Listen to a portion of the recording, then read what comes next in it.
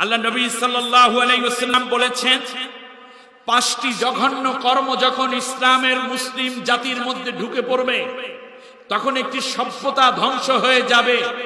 তবে মনে রেখো, এই রকম কাজ যখন শুরু হবে, আমি যদি তখন বেঁচে থাকি সেটাকে রোধ করব আমি।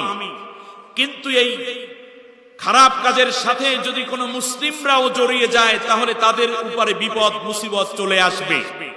তার মধ্যে একটি হচ্ছে, যখন মানুষেরা মাপামাপির মধ্যে ভেজাল মিশাইয়া দেবে, ওজনে এবং মাপে কম দিবে, জায়গা জমির মাপ এবং ওজন, মালামাল সোনা দানা দান চাল, সেখান থেকে তেল চাল ডাল যা বিক্রি করবে এগুলোর মধ্যে যখন সমস্যা করবে, ভেজাল নিবে। এরপরে যখন মানুষেরা যাকাত দিতে অনীহা করবে, ওয়ালাম ইয়ামনাউ যাকাতা আমওয়ালিহিম, যাকাত দিতে অনীহা প্রকাশ করবে, সভ্যতা ধ্বংস হয় কিভাবে শুনুন। ওয়ালাম ইয়ানকুদু আহদাল্লাহি ওয়া আহদা রাসূলিহি, আল্লাহ এবং আল্লাহর সাথে তারা যে ওয়াদা করেছে, ঈমান আনার সাথে সাথে সেই ওয়াদা তারা পালন করবে না। ওয়ালাম তাহকুম আইম্মাতুহুম বিকিতাবিল্লাহ, আর যখন রাষ্ট্র হবে, রাষ্ট্রের মধ্যে প্রধানমন্ত্রী, প্রেসিডেন্ট, মন্ত্রিসভা, ডিসি, এসপি, মেম্বার, চেয়ারম্যান হবে মুসলমানদের মধ্য থেকে, কিন্তু তারা ওয়ালাম ইয়াহকুম আইম্মাতুহুম বিকিতাবিল্লাহ, আল্লাহর কিতাব দিয়ে তারা বিচার ফয়সালা করবে না, তখন মনে রেখো একটি সভ্যতা ধ্বংস হয়ে যায়। আমার কথা কি আপনারা বুঝতে পেরেছেন? আমি আজ বিশটার তাওহীদি জনতাকে বলে যাই, এই কাজগুলো আমাদের সমাজে আছে না নাই? এখন কি করতে হবে? তাহলে মনে রাখতে হবে, আমরা কিন্তু ধ্বংসের দিকে আগাচ্ছি। ফিরতে চান নাকি ধ্বংস হতে চান? খুব নসিহামূলক কথা মনে রাখুন। আল্লাহ নবী সাল্লাল্লাহু আলাইহি ওয়াসাল্লাম বলেন, সভ্যতা ধ্বংসের জন্য আরো 13টা কাজ সমাজের মধ্যে চলবে। 1 নম্বর হচ্ছে ইজাতুখিজাল ফাইউ দাওলা, যখন রাষ্ট্রীয় মাল, রাষ্ট্র যারা শাসন করবে তারা নিজের বাবার সম্পত্তি, দাদার সম্পত্তি, স্বামীর সম্পত্তি, ভাইয়ের সম্পত্তি বলে রাষ্ট্রীয় মাল যখন গসব করা শুরু করবে, তখন মুসলিম সভ্যতা ধ্বংসের দ্বার প্রান্তে পৌঁছে যাবে। এগুলো আমাদের দেশে আছে না নাই? খুব সাবধান। আমি আমার কথাগুলো বলছি না, আমি নবীজির কথা বলছি। আমার জাতি সাবধান হোক, আমি সকলের জন্য নবীর কথা জানিয়ে যাচ্ছি। ওয়াল আমানাতু মাগনামা, আর যখন আমানত রাখা হবে তখন তা খেয়ানত করা হবে।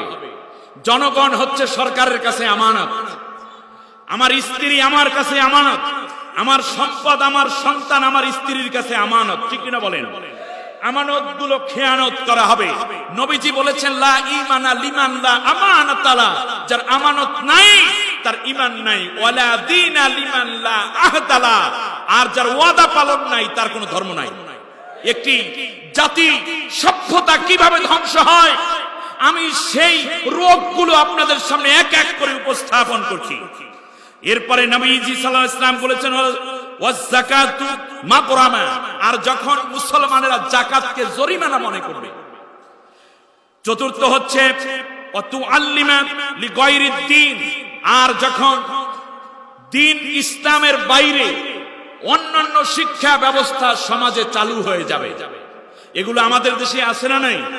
একটি সভ্যতা ধ্বংস হচ্ছে কিভাবে, আপনারা কি বুঝতে পেরেছেন? আমার বন্ধুগণ, আজ ডাক্তার হচ্ছে, ইঞ্জিনিয়ার হচ্ছে, ডিসি হচ্ছে, এসপি হচ্ছে, কেউ বা ইকোনমিক্সে বড় রকমের পিএইচডি করছেন, কেউ বা বড় বড় ডিগ্রিধারী হচ্ছেন, কিন্তু দুর্নীতি, অন্যায়, অত্যাচার, জুলুম, নির্যাতন, সুদ, ঘুষ কিছুই কমছে না, বরং পানির বেগে বন্যার পানির মতো হু হু করে বাড়ছে, ঠিক কিনা বলেন? এটা একটি সভ্যতা ধ্বংসের আলামত, একটি জাতি ধ্বংসের আলামত। হযরত ওমর রাদিয়াল্লাহু তাআলা আনহু, আবু বকর রাদিয়াল্লাহু তাআলা আনহুম থেকে নিয়ে আসহাবে আজমাইনরা এত সাবজেক্টে পড়ালেখা করে নাই। আল্লাহর নবীর একটা ইউনিভার্সিটি ছিল, যার নাম ছিল মসজিদে নববী, যার নাম ছিল দারুল আরকাম, আর আসহাবে আজমাইন ছিলেন এই ইউনিভার্সিটির ছাত্র। রাসূল সাল্লাল্লাহু আলাইহি ওয়াসাল্লাম ছিলেন এই ইউনিভার্সিটির ভাইস চ্যান্সেলর। আর মাত্র 2টা সাবজেক্টে লক্ষ সাহাবীকে আল্লাহর নবী প্রশিক্ষণ দিলেন। একটি হচ্ছে আল্লাহর কোরআন, আর একটি সাবজেক্টের নাম হাদিস। এই 2টি সাবজেক্টের উপর আল্লাহর নবী তাদেরকে প্রশিক্ষিত করে তুললেন। প্রায় অর্ধেক পৃথিবী শাসন করেছেন, দুর্নীতির একটি বিন্দু পর্যন্ত তার গা সর করতে পারে না। ঠিক কিনা বলেন? তাম পৃথিবী আজ এক জায়গায় করলেও ওমর রাদিয়াল্লাহু তাআলা আনহুর একটা কুনাই আঙ্গুলের সমান হবে না। তারা অর্থনীতি বুঝেছেন, রাজনীতি বুঝেছেন, সমাজনীতি বুঝেছেন, যুদ্ধনীতি বুঝেছেন, মানবাধিকার বুঝেছেন, নারী অধিকার বুঝেছেন। Islam is the balance and complete code of life হওয়ার কারণে তারা সব কিছু বুঝে এই পৃথিবীটাকে জান্নাতের টুকরায় পরিণত করেছেন। আর ইসলামী এই খেলাফতের কারণে পরবর্তীতে তাদেরকেও আল্লাহ খালি ফিরাইয়া দেন নাই, দুনিয়ায় বসে আল্লাহ তাদেরকে জান্নাতের সার্টিফিকেট দান করেছেন। একটি কাঙ্ক্ষিত সমাজ বিনির্মাণে, সত্যিকার মানব সমাজ যদি টিকিয়ে রাখতে চাও মুসলিম জনতা, আমি আজ ভারাক্রান্ত হৃদয় বীর চট্টলার এই হাজারো দক্ষ জনতার সামনে আমি কিভাবে একটি সভ্যতা ধ্বংস হয়ে যায় সেই কথাগুলো উচ্চারণ করছি। এই সভ্যতা ধ্বংসকারী বিষ দাঁত যেন তোমাকে কামড় দিতে না পারে। এরপরে রাসূল সাল্লাল্লাহু আলাইহি ওয়াসাল্লাম বলেছেন, ওয়া আতার রাজুল ইমরাআতাহু ওয়া আক্কা উম্মাহু। আল্লাহর নবী বলেছেন, মানুষগুলো, পুরুষরা তাদের স্ত্রীর অনুগত হয়ে যাবে আর মাকে তারা তিরস্কার করবে, মায়ের প্রতি কঠোরতা আচরণ করবে। এতে করে শুধুমাত্র ব্যক্তি ধ্বংস হয় না, একটি সভ্যতাই ধ্বংস হয়ে যায়। আমাদের সমাজে এগুলো আছে না নাই? খুব সাবধান। এরপরে রাসূল সাল্লাল্লাহু আলাইহি ওয়াসাল্লাম আবার বলেছেন, শোনো দুনিয়ার মানুষেরা, ওয়া ইদা আদনা সাদিকাহু ওয়া আকসা আবাহু। তারা বন্ধুকে মহব্বত করবে, বন্ধুকে প্রাধান্য দিবে, আর পিতার প্রতি কঠোরতা এবং তুচ্ছতাচ্ছিল্য দেখাবে। এগুলো আছে আপনাদের এলাকায়? এগুলো কিসের আলামত বলেন? আমাদের ধ্বংসের আলামত। আল্লাহ আমাদেরকে বাঁচার তৌফিক দিন। আমার বন্ধুগণ, এরপরে আল্লাহর নবী বলেছেন, ও জহরাতিল আসওয়াতু ফিল মাসাজিদ। আর মসজিদগুলোর মধ্যে শোরগোল শুরু হয়ে যাবে, একে অন্যের পদ পদবীর জন্য একে অন্যকে হেয় প্রতিপন্ন করবে। মসজিদের মধ্যে গোলযোগ করবে, দাড়ি নাই, মোছ নাই, নামাজ নাই, রোজা নাই, সভাপতি সেক্রেটারির পদ তারা দখল করবে, ইমাম এবং খতিবদেরকে ধমক দিবে, হাজার রকমের অন্যায় অবিচার করবে মসজিদের কেন্দ্রকে, মসজিদের মধ্যে। এটা মনে রেখো, একটি জাতি সভ্যতা ধ্বংসের আলামত।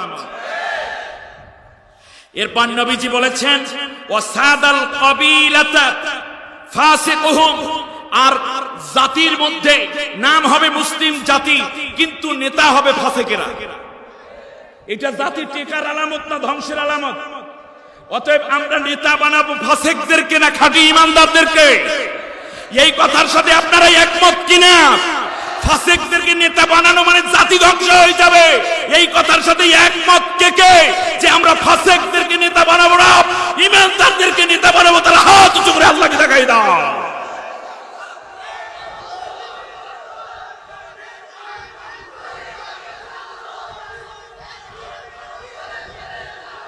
আল্লাহ আমাদের কবুল করুন, বলেন আমিন। আল্লাহর নবী এরপর আবার বলছেন, শোনো, ওয়া কানা যাইমুল কওমি আউযালাহুম। মনে রেখো, আর তাদের মধ্যে, জাতির মধ্যে যারা পাপিষ্ঠ, মদখোর, নারীর উপর অত্যাচারী, জেনাকার, কালো কারবারি কিংবা মাদক কারবারি, খুনি, এই সমস্ত মানুষগুলো জাতির মধ্যে অন্যের উপরে প্রভাব বিস্তার করে নেতৃত্বের জন্য বারবার হাত বাড়াবে। এটা একটি সভ্যতা ধ্বংসের আলামত।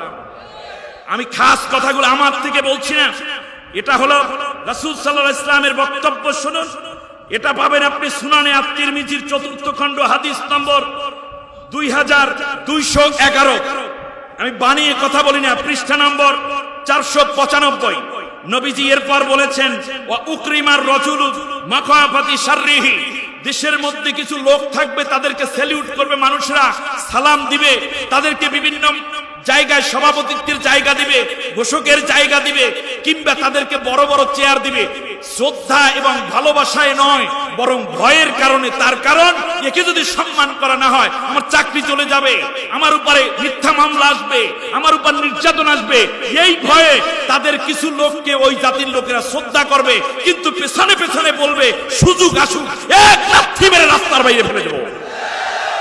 এই রকম অবস্থা যখন হবে, সভ্যতা তখন বিবর্জিত হবে, ধ্বংস হবে। এরপরে রাসূল সাল্লাল্লাহু আলাইহি ওয়াসাল্লাম আবার বলেছেন, ওয়া যহারাতিল কয়নাতুল মাআসিফু, এবং বাদ্যযন্ত্র একেবারেই প্রকাশ্যে চলে আসবে। এরপরে ওয়া শারিবাতিল খামরু, এবং মানুষরা ইয়াবা, ফেন্সিডিল, কোকেন, তারি, হিরোইন, মারজুয়ারা, প্যাথিডিন, গাঁজা, এইরকম হাজার রকমের মাদক দ্রব্য নিয়ে তারা উন্মাদনায় লিপ্ত হবে। তারা মনে করবে এটা ধনীদের জন্য জায়েজ, গরিবদের জন্য না জায়েজ। সেই দিন উন্মাদনার এক পর্যায়ে দেখা যাবে যে এটা স্পষ্ট হয়ে যাবে। এরপরে অশরাবাতিল খামার, এবং যারা মন্ত্রী হবে, এমপি হবে, যারা বড় বড় ধনী গিরি করবে, তারা মনে করবে এইগুলো তাদের জন্য হালাল, তাদের ঘরে মদ পাওয়া যাবে।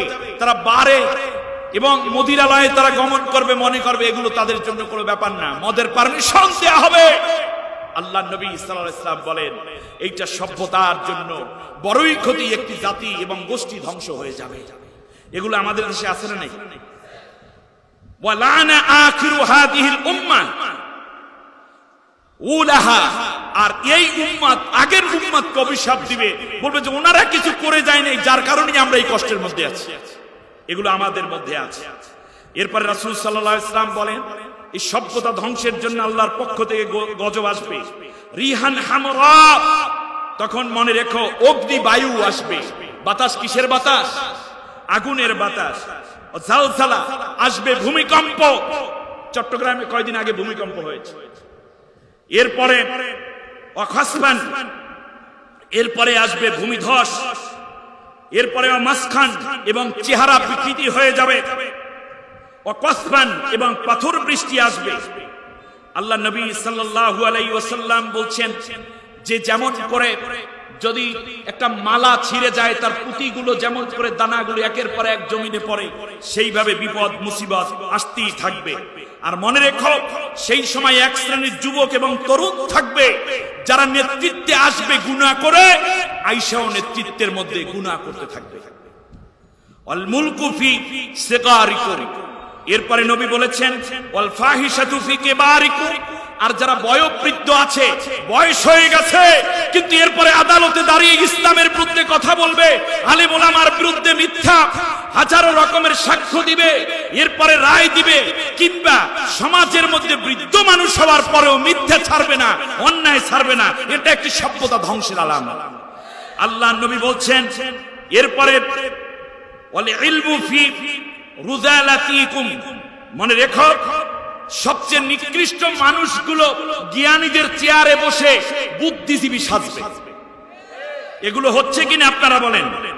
এরপর নবী সাল্লাল্লাহু আলাইহি ওয়াসাল্লাম বলেছেন, ইযা কানাল ইলমু ফিল ফাসাদ ফুসাক, তখন ফাসিকরা হবে সমাজের মধ্যে সবচেয়ে বড় জ্ঞানী, এই নাম তারা ধরবে। সবচেয়ে গুনার কাজ যে করে সে হবে বুদ্ধিজীবী। আমাদের সমাজে আছে না নাই? আমার বন্ধুগণ, রাসূল সাল্লাল্লাহু আলাইহি ওয়াসাল্লাম এরপর বলেছেন, লা ইয়াশরাবান্নান নাসু মিন উম্মাতিল খামার, আমার জাতির মধ্যে, আমার উম্মতের মধ্যে কতিপয় লোকেরা মদ পানে লিপ্ত হয়ে যাবে। এরপরে তারা এটার বিভিন্ন নাম দেবে, ইউসাম্মুনাহা বিগাইরি ইসমিহা, মদ কিন্তু নাম দেবে অন্য, যেমন ফেন্সিডিল, কোকেন, তারি, এগুলো মদের নাম না, কিন্তু আসলে মদ।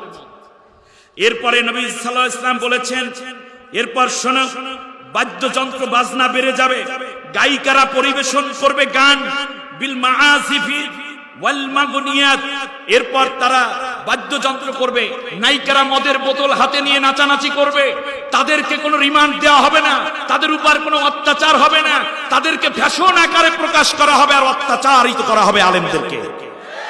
আল্লাহ নবী সাল্লাল্লাহু আলাইহি ওয়াসাল্লাম বলেছেন, শোনো, সেই সময় বিপদ আসবে, ওয়ায়াকসিফুল্লাহু বিহিমুল আরদ, হে চট্টলার জনতা শোনো, নবীজি বলেন তখন জমিনের মধ্যে জমিন তোমাদেরকে ধসিয়ে দিবে, ওয়ায়াজআলু মিনহুমুল কিরাদা, কেউ বানর হয়ে যাবে, ওয়াল খানাসির, কাউকে আল্লাহ রাব্বুল আলামিন হয়তোবা দেখা যাবে শুয়োরের আকৃতি বানিয়ে দিয়েছে। আল্লাহ আমাদেরকে হেফাজত করুন, বলেন আমিন। সম্মানিত বন্ধুগণ, এরপর নবীজি সাল্লাল্লাহু আলাইহি ওয়াসাল্লাম বলেন, আব্দুল্লাহ ইবনে সাফওয়ান রাদিয়াল্লাহু তাআলা আনহু থেকে বর্ণিত নবীজির হাদিস, সায়াইযু বিহাদিহিল বাইত ইয়ানি আল কাবা। আল্লাহ নবী সাল্লাল্লাহু আলাইহি ওয়াসাল্লাম এই হাদিসের মধ্যে সহিহ আল মুসলিমের 7135 নম্বর হাদিসে বলেছেন যে কাবাটাকে ধ্বংস করে ফেলা হবে, এমন একটি সময় আসবে। এরপরে নবীজি সাল্লাল্লাহু আলাইহি ওয়াসাল্লাম বলেছেন, লা তাকুমুস সাআতু হাত্তা ইয়াহরিসাল ফুরাতু আলা জাবালিন মিন যাহাবিন ইয়াকতাতিলুন নাসু আলাইহি। আল্লাহু আকবার। সহিহ মুসলিমের 7164 নম্বর হাদিসে নবীজি সাল্লাল্লাহু আলাইহি ওয়াসাল্লাম বলেন, পৃথিবী জুড়ে এক বড় রকমের বিপর্যয় আসবে, ফোরাত নদীটা পুরোটা আল্লাহ তাআলা স্বর্ণের পাহাড়ে পরিণত করে দিবেন। তাম বিশ্ব থেকে যখন আসবে বড় রকমের ঝড়, সবাই আকর্ষিত হবে ফোরাতের কিনারে। America, Britain, France, Canada, Kuwait, Qatar, Bahrain যা আছে সবাই চলতে থাকবে ফোরাতের কিনারে। আল্লাহ নবী সাল্লাল্লাহু আলাইহি ওয়াসাল্লাম বলেছেন, শোনা দুনিয়ার মানুষেরা যেটা হবে, এইটা হলো মরণ ফাঁদ। এখানে যারাই যাবে তাদের মধ্যে আল্লাহ নবী বলেছেন, ইয়াকুতুলু মিন কুল্লি মিআতিন তিসআতুন ওয়া তিসঈন, 100 জনের মধ্যে 99 জনই এই স্বর্ণ উঠাইতে যাইয়া মারা যাবে। নবীজি সাল্লাল্লাহু আলাইহি ওয়াসাল্লাম বলেছেন, ইন রাআইতু ফালা তাকরাবাহু, তোমরা যদি এই অবস্থায় থাকো তাহলে ওই কিনারে যাইও না আমার উম্মতেরা, কারণ ওখানে যাওয়া মানে মরে যাওয়া। বিশ্ব সভ্যতার এই অবস্থা থেকে নিয়ে আমরা যদি এখান থেকে নিয়ে সামনের দিকে আগাতে থাকি, তাহলে আল্লাহ নবী সাল্লাল্লাহু আলাইহি ওয়াসাল্লামের আরো কিছু খবর সভ্যতা কিভাবে শেষ হবে যদি আমরা দেখি, তাহলে রাসূল সাল্লাল্লাহু আলাইহি ওয়াসাল্লাম বলেছেন, ইউখরিবুল কাবা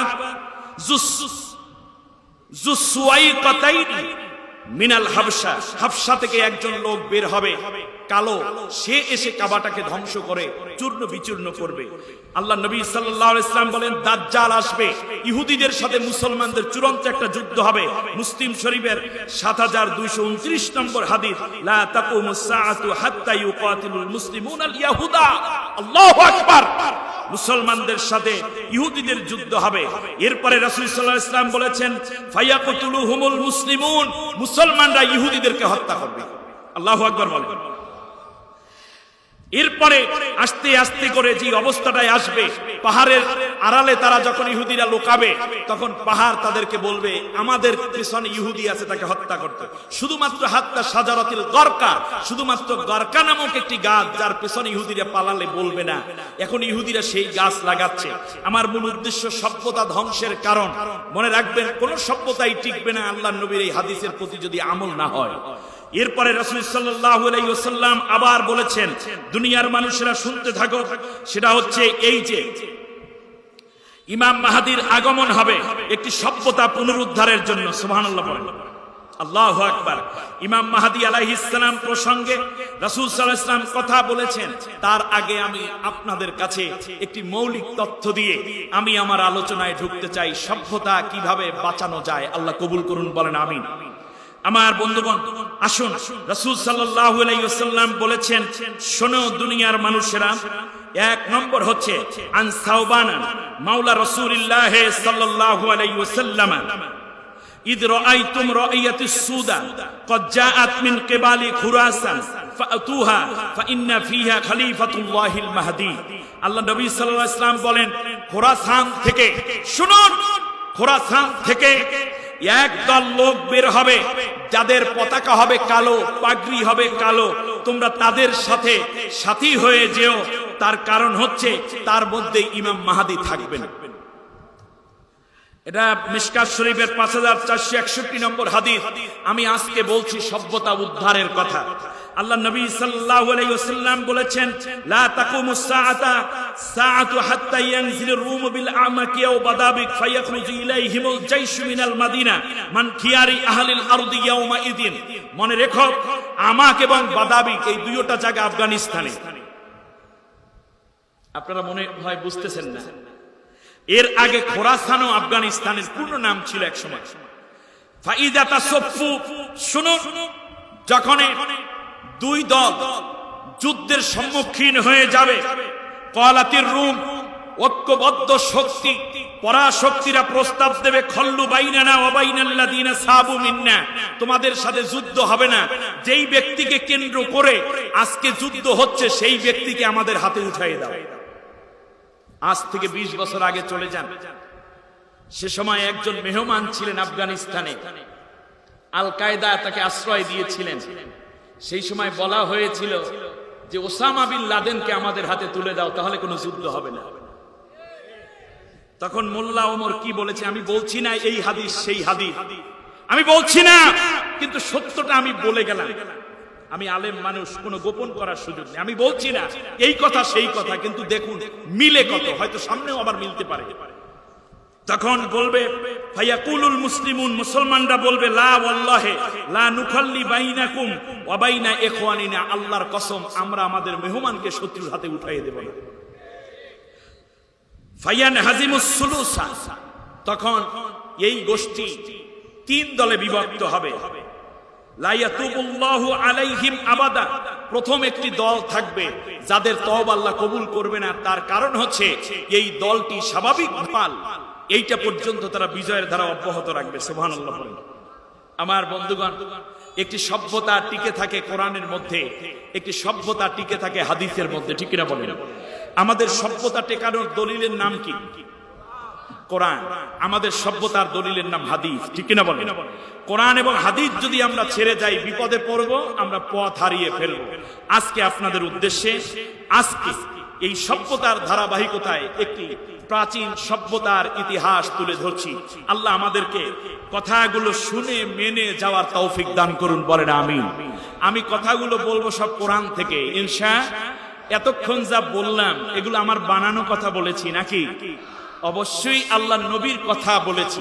এবার আমরা চলে যাচ্ছি একটি সভ্যতা কিভাবে বিনির্মিত হয় আর একটি সভ্যতাকে ধ্বংস করার জন্য কত প্রপাগান্ডা চলে।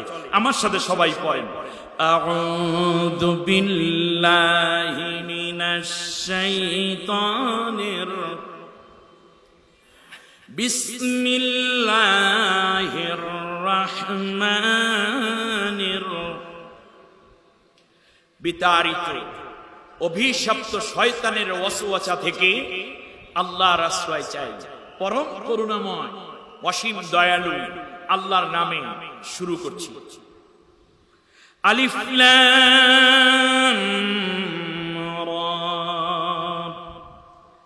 তিলকা আয়াতুল কিতাবিল মুবিন, ইন্না أنزلناه قرآنا عربيا لعلكم تعقلون، نحن نقص عليك أحسن القصص بما أوحينا إليك هذا القرآن وإن كنت من قبله لمن الغافلين آمنت بالله। অর্থ হচ্ছে আলিফ লাম রা, এর অর্থ আল্লাহ এবং তার রাসূলই ভালো জানেন। এটা একটি স্পষ্ট কিতাবের আয়াতাবলী। নিঃসন্দেহে আমি কোরআনের ভাষায়, কোরআনকে আরবি ভাষায় নাজিল করেছি যাতে করে তোমরা সহজেই এটা বুঝে নিতে পারো। আমি তোমাদের সামনে একটি সর্বোত্তম কিচ্ছা শোনাতে চাই। সুবহানাল্লাহ। কি শোনাবে? এটা সভ্যতার কিচ্ছা, একটি পুরানো কিচ্ছা, একটি চিরন্তন শাশ্বত কিচ্ছা। কিন্তু আল্লাহ তাআলা বলছেন এটা হচ্ছে আহসানুল কসস, এর চেয়ে উত্তম কিচ্ছা, উত্তম ঘটনা আর হতে পারে না। সুবহানাল্লাহ। আহসানুল কসস কে বলেছেন কথাটা? তাহলে আমরা সবচেয়ে দামি একটি ঘটনা আজকে শুনবো। আপনারাও বলবেন হুজুর এই দামি ঘটনা শুনতেছি, কিন্তু আমি তো আগের মতো বলবো না। এখানে ওলামায়ে কেরাম, আমি জানি না, দুইটা অঞ্চলে কথা বলতে গেলে আমার নিজেরও স্কুল টাইপ দেওয়া লাগে। একটা হচ্ছে এই চট্টগ্রাম, আর একটা হচ্ছে নোয়াখালী। প্রত্যেক ঘরে ঘরে আলেম, বাড়িতে বাড়িতে আলেম। একটা মাজলিসে 100 শ্রোতা থাকলে তার মধ্যে 50 জন হয় আলেম। আলহামদুলিল্লাহ বলেন। আলেম আছে বলি এই বীর চট্টলার জনতা ইসলামের দিকে বেশি আসার সুযোগ পেয়েছে, ঠিক কিনা বলেন? আমি এই কোরআনের মধ্যে এই ঘটনাটা তোমারে জানাইলাম এই জন্য, যাতে করে নতুন করে তোমরা জেনে নিতে পারো, যদিও এর আগে এই বিষয়ে তোমরা এই ব্যাপারে কিছুই জানতে না। বারাকাল্লাহু লানা ওয়া লাকুম ফিল কোরআনিল আযীম। আল্লাহুম্মা ইগফির লানা ওয়া লিওয়ালিদাইনা ওয়া লিজামিল মুমিনিনা ওয়াল মুমিনাত ইয়াওমা ইয়াকুমুল হিসাব। সূরার নাম আপনারা অনেকে বুঝে ফেলেছেন। সূরার নাম হলো সূরা ইউসুফ।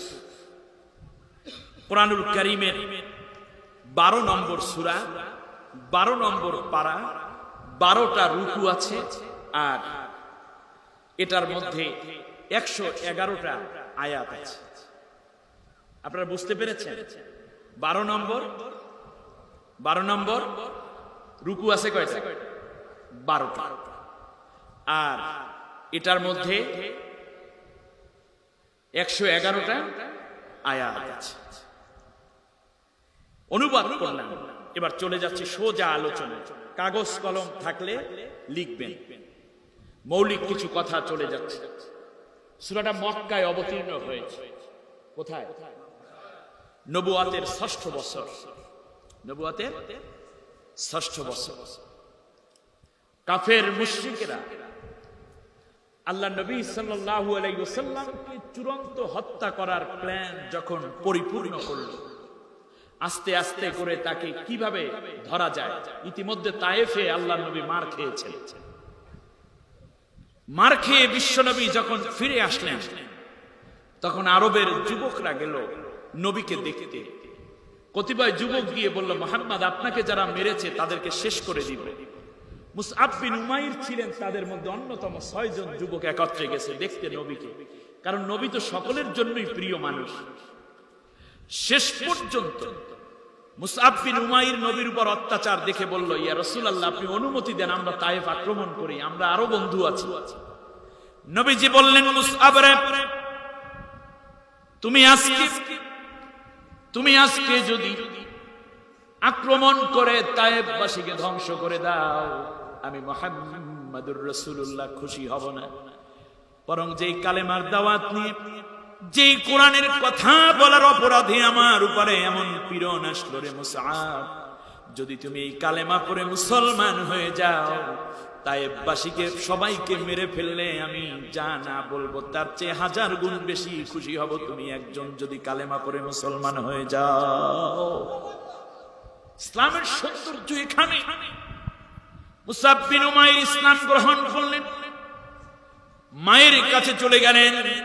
মুসআব বিন উমাইর রাদিয়াল্লাহু তাআলা আনহু মায়ের পক্ষ থেকেও কোনো সারা শব্দ পেলেন না। চাচার কাছে যাওয়ার পরেও দেখা গেল চাচা জনমের মতো মায়ের দিয়েছে। বিশ্বনবী সাল্লাল্লাহু আলাইহি ওয়াসাল্লাম মুসআব বিন উমাইর রাদিয়াল্লাহু তাআলা আনহুকে বললেন, মুসআব রে তুমি আফসোস করো না, পরনের মধ্যে মাত্র একটা কাপড়, বাকি সব পোশাক পরিচ্ছদ চাচা রেখে দিয়েছে, সম্পদ সব ফিরিয়ে নিয়েছি। মুসআব বিন উমাইর রাদিয়াল্লাহু তাআলা এক পর্যায়ে মদিনায় হিজরত করে গেলেন। উহুদের যুদ্ধ শুরু হয়ে যাবে। আল্লাহর নবী বলেন, আরবের মধ্যে সবচেয়ে শৌখিন যুবক ছিল মুসআব বিন উমাইর। যুদ্ধের ময়দানে যখন যাবে আল্লাহর নবীকে বললেন, ইয়া রাসূলুল্লাহ আমাকে কিছু অস্ত্রপাতি দেন। আল্লাহর নবী বললেন, মুসআব রে আমার কাছে কোনো অস্ত্র নাই। একটা খুরমা খেজুরের ডাল, শুকনো ডাল তিনি তার হাতে উঠাইয়া দিলেন। মুসআব বিন উমাইর যুদ্ধের ময়দানে শহীদ হয়ে গেলেন। উহুদের ময়দানে 70 জন সাহাবী শহীদ হলেন, তার মধ্যে একজন ছিলেন মুসআব বিন উমাইর। এত বেশি সুগন্ধি তিনি ব্যবহার করতেন, এত বেশি শৌখিন ছিল। গোটা আরবের মধ্যে এত সুদর্শন যুবক, এত দামি যুবক, এত জ্ঞানী যুবক, এত আকর্ষণীয় যুবক আর ছিল না। উহুদের ময়দানে শহীদ হলেন। শরীরের মধ্যে 31টা তীর গেঁথে আছে। বিশ্বনবী সাল্লাল্লাহু আলাইহি ওয়াসাল্লাম তীরগুলো হাত দিয়ে বের করলেন। মুসআব বিন উমাইরের দেহের মধ্যে অনেকগুলো ক্ষত, তলোয়ারের আঘাত। আল্লাহর নবী বললেন সবাইকে গোসল, সবাইকে জানাজার জন্য প্রস্তুত করে দাও। আল্লাহর নবীর এক সাহাবী এসে বললেন, ইয়া রাসূলুল্লাহ, মুসআব বিন উমাইরের ভাগ্যটা এমন হয়ে গেল, কাফনের কাপড় পাওয়া যাচ্ছে না। সামনের দিক থেকে যদি মাথার দিক থেকে কাপড় জড়াইয়া দেয় হাঁটু পর্যন্ত যায়, আর হাঁটুর দিক থেকে ঢেকে আসলে বক্ষ পর্যন্ত আসে, তার চেহারা পুরা হয়, এরকম কাফনের কাপড় পর্যন্ত পাওয়া যাচ্ছে না। আল্লাহর নবী বললেন, সাহাবীরা রে, দেরি করো না, আমি নবী, আমি যা দেখি তোমরা তা দেখো না। আল্লাহ আমাকে যা দেখান তোমরা তা দেখো না। আমার মুসআবের মাথার দিক থেকে ঢেকে দাও, পায়ের দিকে যতটুকু কাপড় খোলা থাকবে ততটুকু উসনান নামক ঘাস দিয়া ঢেকে দিয়ে আমার মুসআবকে কবরের মধ্যে রেখে দাও। আমাকে আল্লাহ দেখাচ্ছেন জান্নাতের ফেরেশতারা হুর গেলে মানরা নূরের পোশাক নিয়ে কবরের মধ্যে মুসআবের জন্য হাজির হয়ে গেছে। এক এক করে হাজার ষড়যন্ত্র, শেষ পর্যন্ত ঘটনা আস্তে আস্তে করে গড়াতে আল্লাহর নবীকে হত্যা করার ষড়যন্ত্র পর্যন্ত হয়ে গেল। এমন সময় আল্লাহর নবী সাল্লাল্লাহু আলাইহি ওয়াসাল্লামের উপরে সূরা ইউসুফ নাজিল করে আল্লাহ রাব্বুল আলামিন বুঝাইয়া দিলেন, ও মক্কার লোকেরা শোনো, এর আগে তোমরা তো এখন মাত্র তোমাদের ভাই মুহাম্মদুর রাসূলুল্লাহকে হত্যা করতে চাও, কারণ তিনি কোরআনের কথা বলেন, দ্বীনের কথা বলেন, ইসলামের কথা বলেন, তাওহীদের কথা বলেন, কালেমা শাহাদাতের কথা বলেন, এই জন্য তোমরা তাকে হত্যা করতে চাও। মনে রেখো, এর আগে কিন্তু ইউসুফ নামক আমার এক ছোট্ট নবী ছিল, ইয়াকুব পয়গম্বরের ছোট্ট সন্তান। মনে রেখো, তাকে হত্যার জন্য ভাইরা ষড়যন্ত্র করেছিল, কিন্তু আমি আল্লাহ রাব্বুল আলামিন চেয়েছিলাম এই মিশরের প্রেসিডেন্ট বানাইয়া তারপর ভাইদেরকে তার কাছে মাথা নত করাইয়া দিতে। এমন একটা স্বপ্ন তার 7 বছর বয়সের সময় আমি দেখিয়েছিলাম। এই কারণে তার ভাইয়েরা তাকে হত্যা করার জন্য কূপের মধ্যে ফেলে দিয়েছিল। কূপের মধ্যে ফেলে দিয়ে যেমন আমার ইউসুফকে মারতে পারে নাই, কিন্তু আমার সিদ্ধান্তই পুরাপুরি হয়ে গেল। তাকে মিশরের বাদশা বানাইয়া যেমন করে সব ভাইকে আহাদা আশারা 11 ভাইকে যেমন করে তাদের অনুগত করে দিয়েছিলাম, ইউসুফের অনুগত করে দিয়েছিলাম, রাষ্ট্রপ্রধান বানাইয়া দিয়েছিলাম, ঠিক তেমনি আজকে তোমাদের ভাই মুহাম্মদকে তোমরা হত্যা করতে চাও। ইউসুফ পয়গম্বরের মতোই তোমরা কাজ শুরু করে দিয়েছো। যেহেতু মনে রেখো, হত্যার ষড়যন্ত্র নস্যাৎ হয়ে যাবে। ইউসুফকে যেমন করে তার ভাইদেরকে আবার ইউসুফের সামনে মাথা নত করে দিয়েছিলাম, তেমন করেই তোমরা তোমাদের ভাই মুহাম্মদকে হত্যা করতে চাও। সেদিন বেশি দূরে নয়, আমি মুহাম্মদুর রাসূলুল্লাহকে মক্কার প্রেসিডেন্ট বানাইয়া ফিরাইয়া নিয়ে আসব। অন্যান্যদের মতোই মনে রেখো, তোমরাও তার কাছে আনুগত্যের মস্তক অবনত করবে এবং তার শাসন এবং বিধি বিধান মেনে নিতে বাধ্য হবে। এই ছিল সূরা ইউসুফ নাজিলের মৌলিক প্রেক্ষাপট। বিষয়টা কি শুনবেন, এবারে আসি। ইয ক্বালা ইউসুফ লিআবিহি ইয়া আবাতি ইন্নী রাআইতু 11 কাওকাবান ওয়াশ-শামসা ওয়াল-কমার রাআইতুহুম লি সাজিদিন। قال يا بني لا تقصص رؤياك على إخوتك فيكيدوا لك كيدا إن الشيطان للإنسان عدو مبين। آمنت بالله। এই দুইটা আয়াতের উপর আমি কথা বলতে থাকবো ইনশাআল্লাহ। ইউসুফ আলাইহিস সালামের বাবার কাছে সন্তান হিসাবে বলতেছেন কথা, স্বপ্নের কথা। কিসের কথা বলেন? কথাটা এরকম যে, হে আমার আব্বু, আমি একটা স্বপ্ন দেখেছি, আর সেটা হলো এই যে 11টা নক্ষত্র, সূর্য এবং চাঁদ আমাকে সিজদা করছে।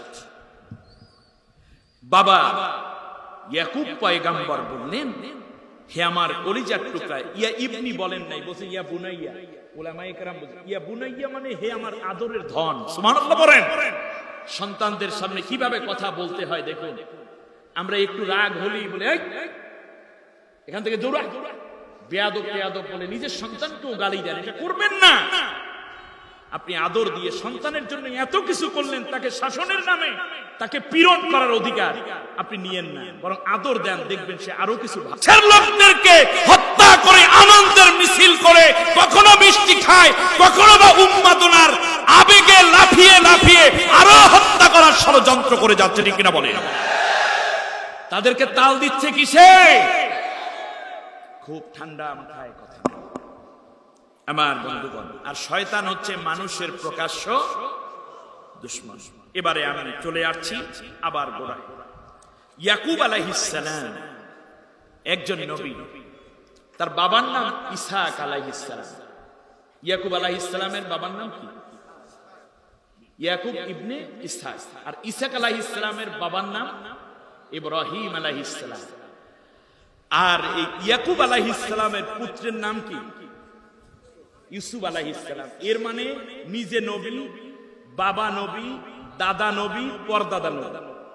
আল্লাহ নবী বলেন, আমাদের নবী বলেছেন, আমি ইউসুফকে মৌলিক দুইটি কারণে আমার ভাইকে সবচেয়ে শ্রদ্ধা এবং ভালোবাসার জায়গায় রেখেছি। এক নম্বর হচ্ছে, কোন নবীর সিলসিলায় এত নবী নাই। সুবহানাল্লাহ। নিজে নবী, বাবা নবী, দাদা নবী, পরদাদা নবী, এরকম কোন নবী আর নাই। দ্বিতীয় হচ্ছে, এই পৃথিবীতে আমি যখন মেরাজে গেলাম তখন আমার ইউসুফ ভাইকে দেখেছিলাম। আমার ইউসুফ ভাইয়ের মতো এত সুন্দর চেহারা পৃথিবীতে আর কোন নবীর নাই। সুবহানাল্লাহ বলবেন না?